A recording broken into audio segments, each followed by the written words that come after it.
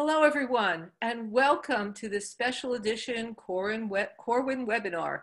I'm Maria Dove. And I'm Andrea Honigsfeld. And today, our topic is collaborative planning for remote learning with English learners.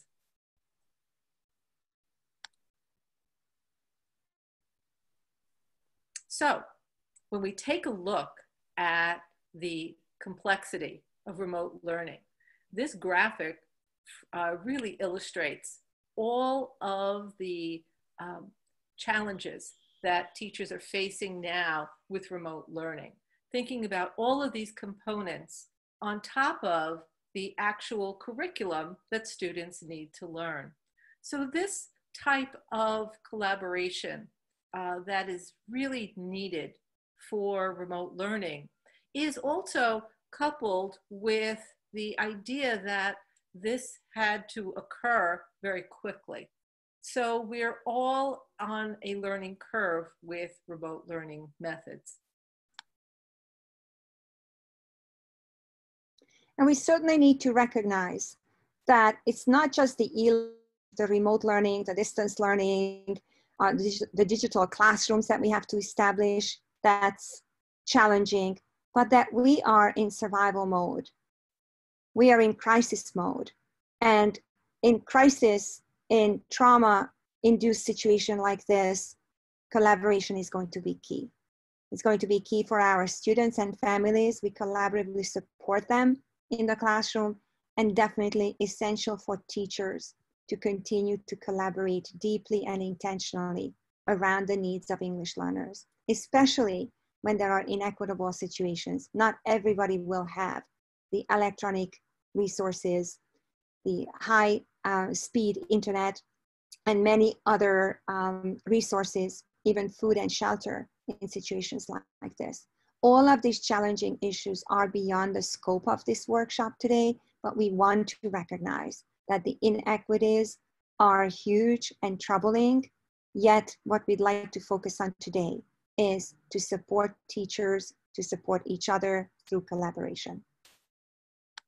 So as we make this shift to remote learning, how do we go about doing that? So we take a look at what type of activities help students to retain information.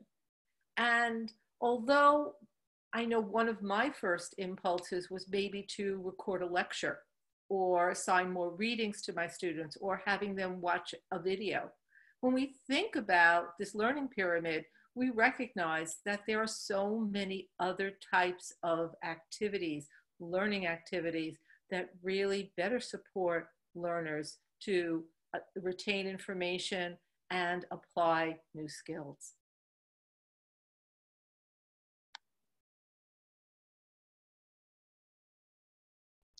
We use Ida Walke's guiding principles for finding solutions in normal times. What we're doing today is inviting you to consider the 5 design factors that contribute to quality curriculum for English learners and what these 5 factors could mean under the current circumstances. So we always have to set long-term goals and benchmarks for our students. Let's continue doing that, but making it realistic. We have to use a problem-based approach. Rather than rote memorization or rote learning, how to turn learning opportunities into something meaningful, such as maybe writing letters to first responders or to the postman who comes and delivers our letters every day, continues to work for us. And we also need to recognize that English learners are exposed to the same curriculum as their general education classmates, but they do need an ample opportunities for pre-teaching and reteaching. Maria, would you like to continue? Absolutely. So as always, we have to continue to make subject matter relevant for our English learners and that they have multiple ability to access that relative information, as well as building on their lived experiences. We have to take into consideration students' cultural backgrounds, their families, as well as their communities, particularly now when they are home with their families, really embedded in their communities. And we want to reach them to explore their interests and keep them interested in learning.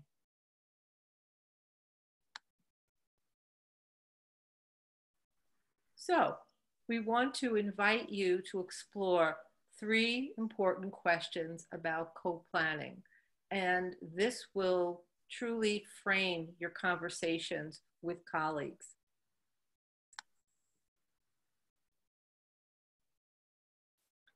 The first question is, who are your English learners? Your planning, your collaborative planning will look quite different if you have newcomers, entry-level English learners, or if you have more proficient learners who might have already been stuck on a plateau and you were working really, really hard to move them to the next level. Or you might have English learners who have very strong communicative English skills, but their discipline-specific language acquisition needs further support. So the first question when you co-plan should be examining the language progressions and your English learners' learner profiles. Next is, what do we teach? The idea of the language demands of the content are so very important to explore with our English learners so that they have access to the different levels of vocabulary that are going to be in the text that they will be reading, so that they have specific understanding of the tasks and the demands of those tasks. So really focusing on the language demands of the content is really important when we consider that second question of what do we teach?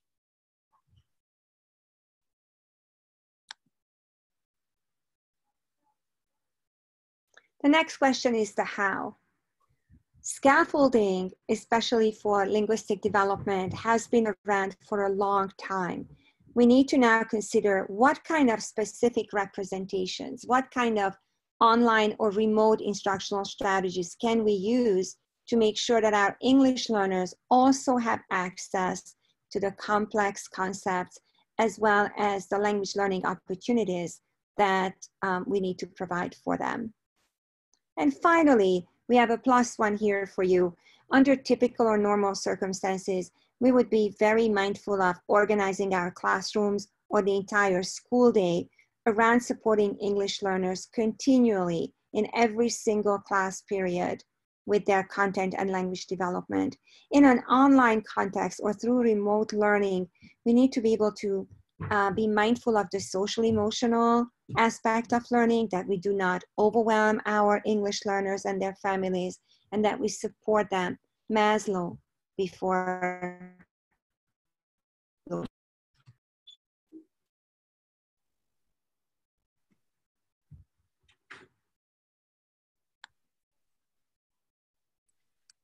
So we think about the different types of support we can provide our students. And this comes from the WIDA Essential Actions Handbook. And this happens to be Action 12, which happens to deal with instructional supports.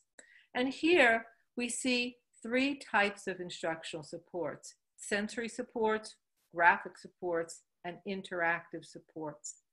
And we like to use this framework as part of a collaborative planning tool so that we can identify for each lesson whether or not there is a sensory support for our English learners, a graphic support, and an interactive support.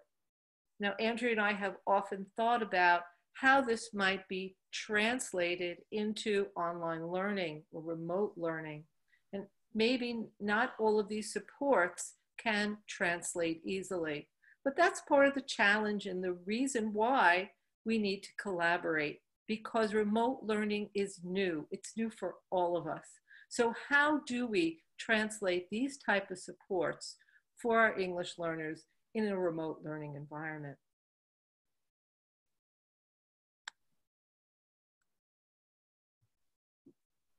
So sometimes when we have a live workshop, we put the prefix multi or the word multiple in the center of a chart paper. And we invite our participants to just think of every single way that they can finish the prefix multi or use multiple in a meaningful way to respond to English learners. Here is a short selection of those words. So not that we want to give you a single word answer, and there is no magic bullet, there's no silver bullet. We definitely need to recognize that it's a very complex situation that we're facing. Yet, if we want you to have a very important takeaway for your collaborative planning for the sake of English learners, keep these multis in mind. Maria, would you like to unpack them a little bit for us? Oh, okay. Before I forward. Certainly. So we think about multisensory, thinking about the chart before we saw from WIDA's essential actions. The multisensory, the multimodal was there, as well as, let's say, the multiple entry points. And that's so very important for our English learners at different levels of language proficiency to assure that they all have access to the curriculum.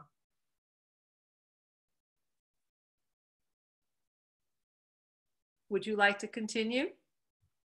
Sure. I think each of these really contribute to lesson planning, unit planning, or planning any kind of learning experience for the students, because they all recognize what assets the students bring to the table, whether they are multilingual resources that we're going to be using, multicultural resources. The multiple grouping strategies will be really tricky. It will be really I don't know if there's an echo. I'm hearing an echo. Something is going on with the recording, but I'm hoping that we can continue and technology will collaborate. So multiple grouping strategies will be rather challenging, but think about how interacting with students and their families one-on-one, a phone call home, a message home, or if you're using Zoom, maybe a breakout room in the Zoom setting will be helpful, or a smaller group instruction for English learners will be truly helpful in this day and age. The multiple entry points will also be critical, recognizing that while we want the students to make steady progress and be on that learning trajectory, some of them will have to do some back mapping. We have to do the back mapping for them and work on some foundational skills. While for some other students, we might be able to enter into the curriculum at a higher level. And then reiterating what we often like to talk about, the swirling classroom, the multimodal experience, online in a remote context. How does that work? How could we ensure that students are engaged in all 4 language domains? Typically, we talk about listening, speaking, reading, and writing, yet more important, our students need to practice their expressive language skills. They need to be able to speak more and write more, whether that kind of writing is going to be authentic writing experiences, maybe writing about the most important objects that surround them and help them get through this remote learning experience. We've seen on Twitter fabulous examples of teachers being creative and asking students to surround themselves with the everyday objects that keep them going under these circumstances, and take a self-portrait like that, and so on. So the multi still works, but we have to rethink what multi and multiple ways of teaching will be meaningful for our students as we plan instruction for them. And here are our non-negotiables. We talk about how we cannot ignore the need to use those multidimensional instructional strategies for our English learners. We also need to think about how those strategies work to enhance English learners' comprehension and access to English, as well as support their emerging language. So the idea here is that students need to continue to develop their English language skills alongside their content area, developing their content area knowledge.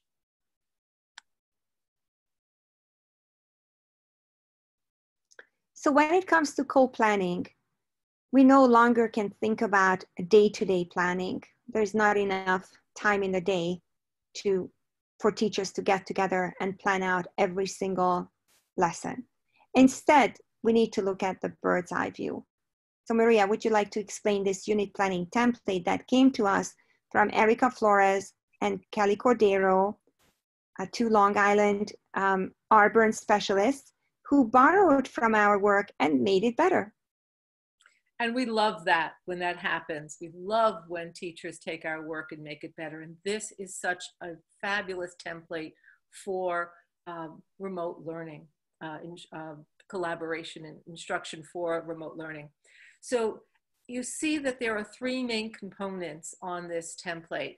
There is an area to identify the unit objectives for content and language. So it's a big picture. It's not just an individual lesson. It is a unit planning template.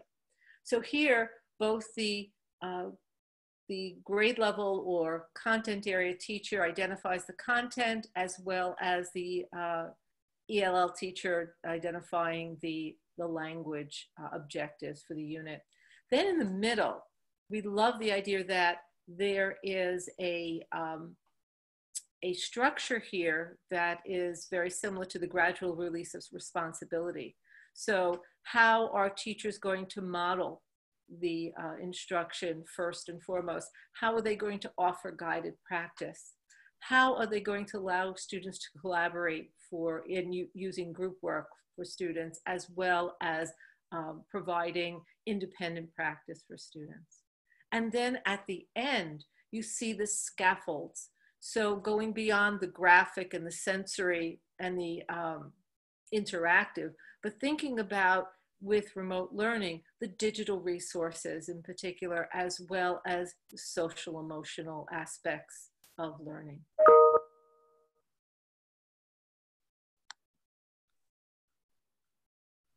Would you like to share a little bit about this? Yes, absolutely. So here is an example that would take about 3 or 4 weeks. So as you noticed earlier, we mentioned the anticipated duration of a unit plan is very different from the daily lesson planning that we used to do when we collaborated. So think about collaborating with your colleagues around larger units to make sure that the essential learning is identified, as well as what kind of content and language targets or objectives you could meet during 3 or 4 weeks. We truly appreciated the multiple technology tools specified for the 4 phases of instruction, including Zoom technology, Google Slides, synchronous and asynchronous opportunities for the students to work with the teacher. The scaffolds Andrea laid out them a moment ago certainly build on the WIDA structure, sensory, graphic, and interactive supports, but adding the digital resources and, most importantly, the social emotional dimension of learning is something that we appreciate about this unit plan. And of course, we look to Michael Fullan, one of our favorite authors, who really had a great idea when it comes to who's prepared for remote learning. And I'm just going to read this quote from Michael Fullan. "Those who moved forward in the past 5 years with technology, collaboration, and pedagogy are in the best position to cope with COVID-19 conditions and best poised for post-COVID innovation."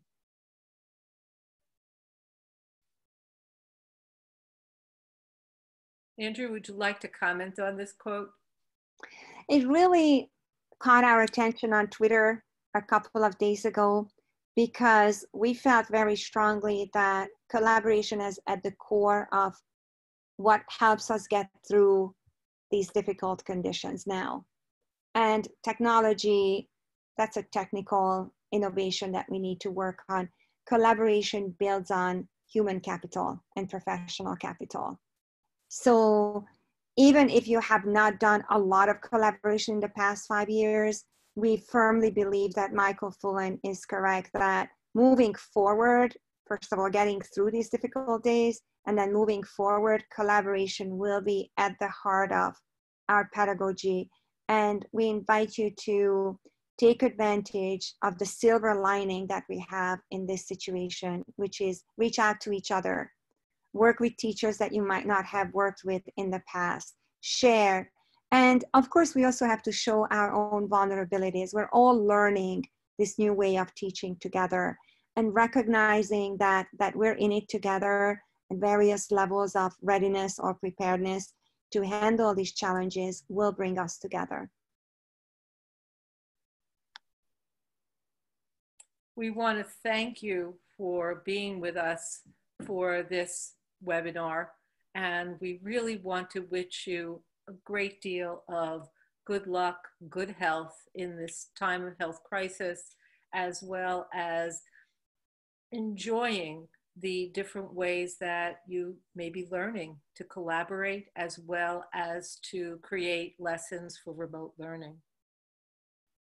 We wish you all the best and continue to collaborate.